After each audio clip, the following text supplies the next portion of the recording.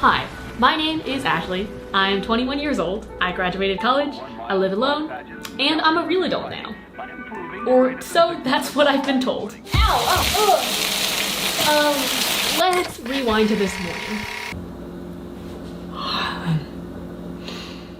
Hey guys, it is Thursday morning, and I'm running on a spicy 4 hours of sleep. Now you might be wondering, Ashley, you have all week to make your video, you work for yourself. Why are you so sleep deprived?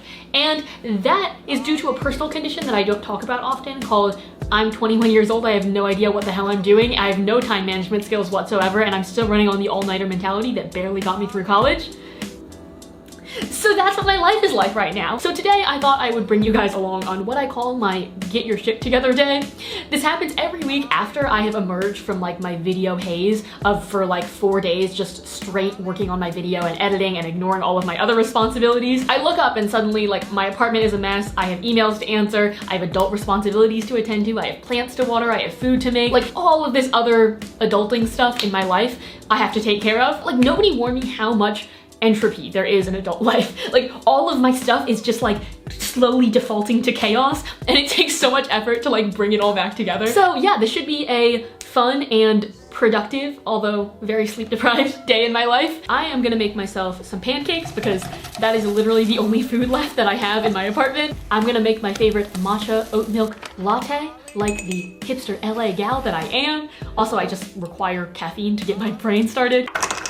And I'm gonna pin my bangs back, which is how you know I'm about to get into some serious, concentrated adult mode. Hello, and welcome to my little home office corner. Obviously, the main part of my job that you guys see is the videos that I make, and that is 100% the most important part of my job. But what you guys don't see is a lot of the behind the scenes when it comes to organizing all of these extra opportunities, like I'm doing a Q&A on YouTube's Instagram tomorrow. I also have a big project that's launching very soon, which is exciting, but also taking a lot of like administrative work. The first thing I have to tackle right now is I have a brand deal coming out in November, but right now we're starting the like planning and pre-production process. So I have to send in my selects of all of the products that I want to style in the video. I also have to send photos of my apartment and ask my building manager if we are allowed to film in my apartment building, which fingers crossed she says yes, because otherwise I don't really know what I'm gonna do. Also, fun fact, that is all due in like 30 minutes. So if college has taught me anything, it is how to finish your assignment with an aggressively short amount of time. I know you. Here's the most satisfying part, when you can close all of your tabs.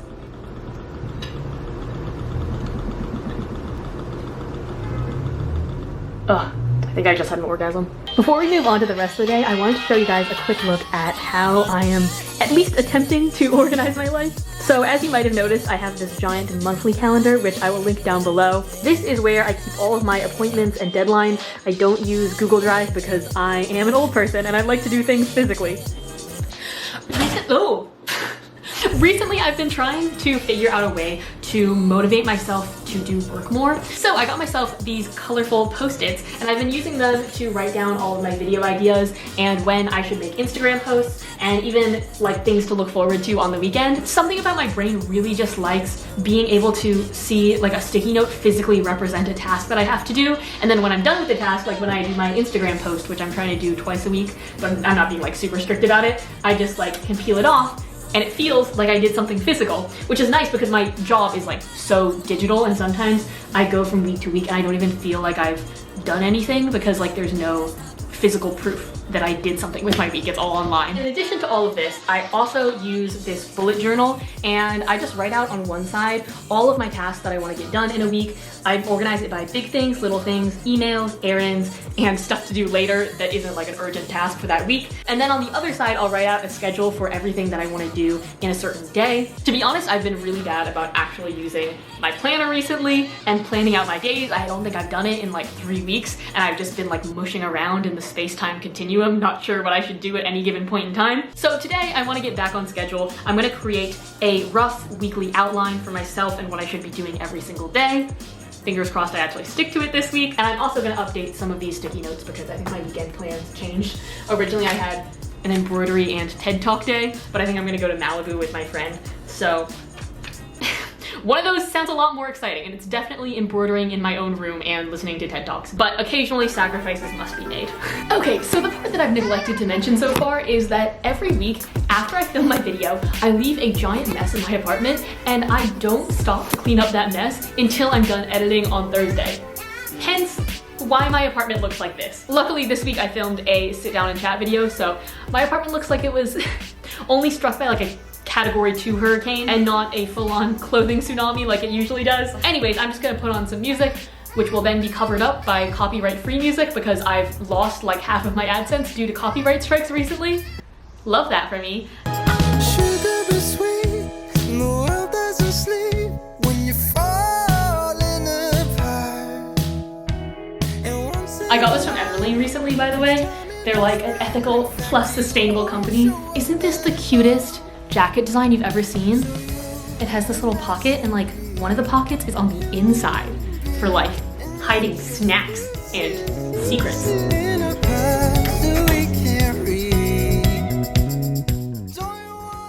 Okay, this is the most hilarious dilemma I think anybody has ever had. Basically the other day, I got this gigantic PR package from Starburst. It's literally like, here, let me get like here's a potato for scale. Do you see? That's like 50 potatoes worth of Starbursts. I don't know what to do with this much candy.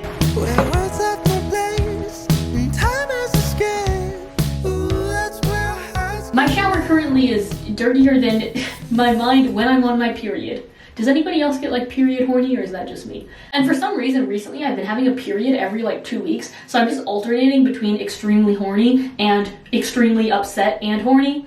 Anyways, time to clean this baby.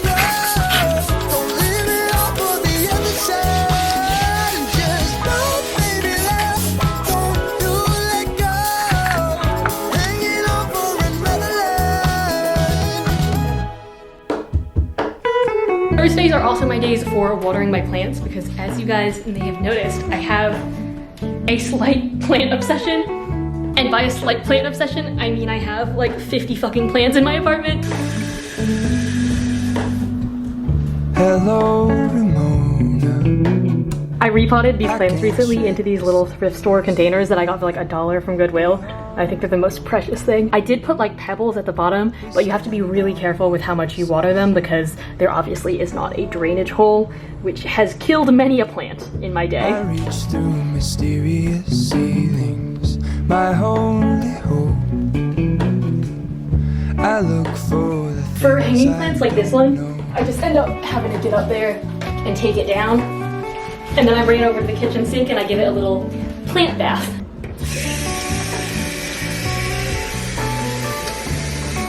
And then I just shake it out and hang it up over here while it dries. I don't know what it is about the bathroom, but this plant is fucking thriving. Like, oh, she is glowing. What highlighter does she use? Is that Fenty? Along my windowsill, I've been trying to root some new plants. So obviously you can see I have a lot of pothos. I basically just cut off a couple new leaves that are sprouting from one of my existing pothos plants, and then I pop them in a kombucha jar that I took the label off of, like the hipster LA piece of trash that I am. My little baby plants are honestly pretty self-sufficient because obviously they have more water than they could ever ask for, but at least what I read online is that over time they deplete the oxygen in the water. So around like every 2 weeks or so, I'll swap out the water, just empty it out, give it a new batch.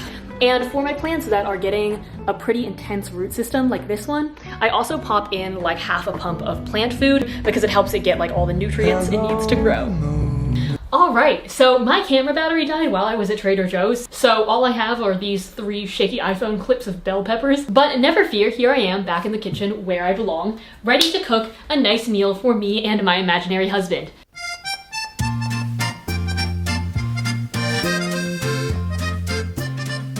Today I am going to be cooking some good old-fashioned beef and broccoli. This is what me and my mom would always make when we were like feeling kind of lazy and just wanted something quick to eat, which describes my situation perfectly right now. For all you good moral vegan and vegetarian people, I am trying to eat less meat, but there is something strange to me about the fact that this whole new environmentalist wave, which overall I think is a great influence, is mostly like women enforcing it on other women online. Like, I have never seen a comment on a male influencer's Instagram or YouTube asking him to go vegan, especially when it comes to diets. The burden is really put on young women, which in combination with like unhealthy body standards isn't always the best combination. I know you can be vegan and like super healthy and have great body image, but it's kind of like intertwined with this guilt that women aren't supposed to take up space, they're not supposed to take up resources, we're supposed to be tiny and skinny and diminutive, and feeling guilty about what we eat is such a gender specific thing. Cutting ginger was the bane of my existence as a child. Like, why is it so nubby? Gordon Ramsay, I know you're out there somewhere judging my knife skills, but take it easy on me, okay? I'm like halfway through a mental breakdown. It looks like molasses, but chunky. The key to cooking, I've learned in my years of gourmet experience, is to just narrate it in your head like Gordon Ramsay. Just almost like a little tap and just let it drizzle out. Oil in the pan. Just a drizzle. This is awful, I'm putting my family to shame. People always ask me to do a British accent because my dad's British, and like, it's gotten worse and worse over the years. I actually used to narrate every single thing in my head in a British accent, so I could do a killer British accent back then. But now all my thoughts are narrated by the donkey from Shrek, so... No, I'm kidding. My thoughts are all in American now, so my accent is awful. Do you ever think about the fact that Gordon Ramsay sounds like mildly orgasmic every time he's talking about cooking? Like, man's is breathing heavy. That's all I'm saying. Steak in the pan. Ooh, that's a nice sizzle. Get in the second pan. Well, this is just all the accents combined. We're getting the second pan here for the broccoli. Every single time. Ow! Oh, fuck. Ugh. Hello. Didn't see you there. I was just chilling with broccoli in my fists. Over yonder on this side of the stove, I'm gonna boil. Ow! Fucking hell. I promise I'm not even being dramatic for the video. This is literally just my own pan hating me. This just reminded me. Do you guys ever have like, I think a fly just flew into my nose. Do you guys ever have this weird like housewife fantasy? Like, I love my career, I love my independence, I'm also absolutely horrible at cooking, as we now all know. But weirdly, sometimes I'm just like, you know what would be nice? To marry like a really rich guy and be able to spend all day choosing out blinds and just chilling in my mansion in the hills. Maybe what I'm describing is just called being retired. Also, maybe that makes me a bad feminist. In reality, I think I could have fun being a housewife for about like 3 months before I went fully insane and started having an affair. Or worse, actually enjoying soap operas. And then I'd give myself about a year and a half before I went full Gone Girl and just decided to frame my husband for murder, because what the hell am I supposed to do with my free time? And you guys wonder why I'm single. Okay, honestly, this is looking pretty good right now. I'm gonna take you guys in for a sexy, sexy close-up. Oh fuck, I just realized I forgot to make the rice. My mom would be so mad at me now if I still lived at home. Ta-da! This is how it came out.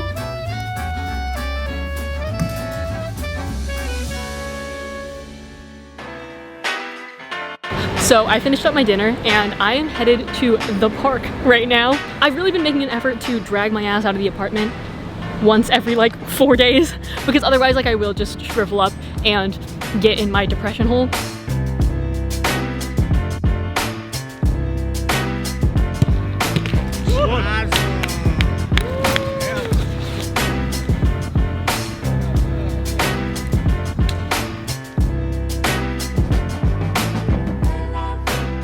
It is just about sunset and I am at my favorite little spot at the park.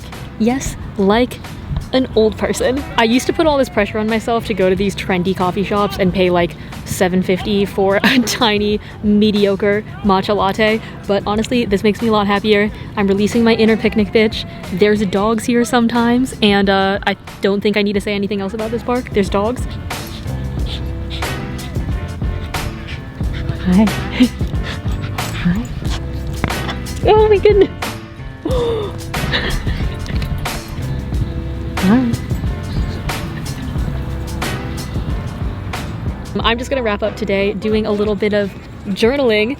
Yeah, like I used to think that having a diary was so geeky and something that I would never be into, but over the past month, I've written this much in my journal. I think it's about 150 pages, I want to say. And in all honesty, it has really helped like recenter myself. It's helped me think about my emotions a lot. I don't have like a therapist or anything, and I don't have a whole lot of close friends out here. It's nice to have a way on a daily basis to kind of debrief all of my thoughts. And like, honestly, it's kind of, it's not a guilty pleasure, but it is honestly something that I really enjoy at this point. It seems like something indulgent almost to just be able to sit down, listen to my favorite song, and like write about my life. I don't know, it's super fun. That's how we're gonna wrap up today. I'm gonna reflect on what happened today. I guess I'll give you guys like a little journal preview. You guys can be like my video journal. I suppose that is what a vlog is, really. I had a good day today, and I felt pretty content with my life, which is a good feeling and not something that I feel super often, but I woke up today really anxious about my video. Normally when I post my video, I'll sit at my computer for about like 3 hours reloading the views and trying to figure out whether I need to change the thumbnail or title if it's underperforming, which is a little bit hard because I never know which thumbnail option is the right option, and I feel like no matter what, I've chosen the wrong option.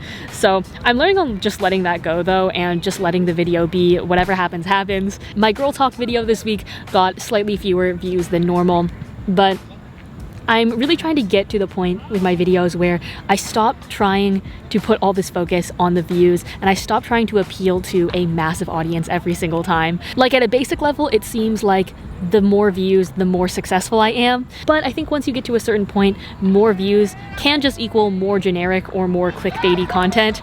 And I've never like clickbaited, but I have made some pretty like generic fashion videos, partially in an attempt to keep outperforming my last video. And yeah, I'm getting to a point where I would much rather make something meaningful for fewer people than something generic for a lot of people. I was really proud of my video this week. I made the video that I wanted to make. I had fun filming it, and I think the people who did watch it enjoyed it. So I don't know, that's really the most I can fucking ask for. I mean, that and like 10 million views, but that's not the YouTube world that we live in. Anyways, I am going to put those thoughts on paper and more, and I will see you guys next week. Thank you guys so much for watching this video. As always, bye.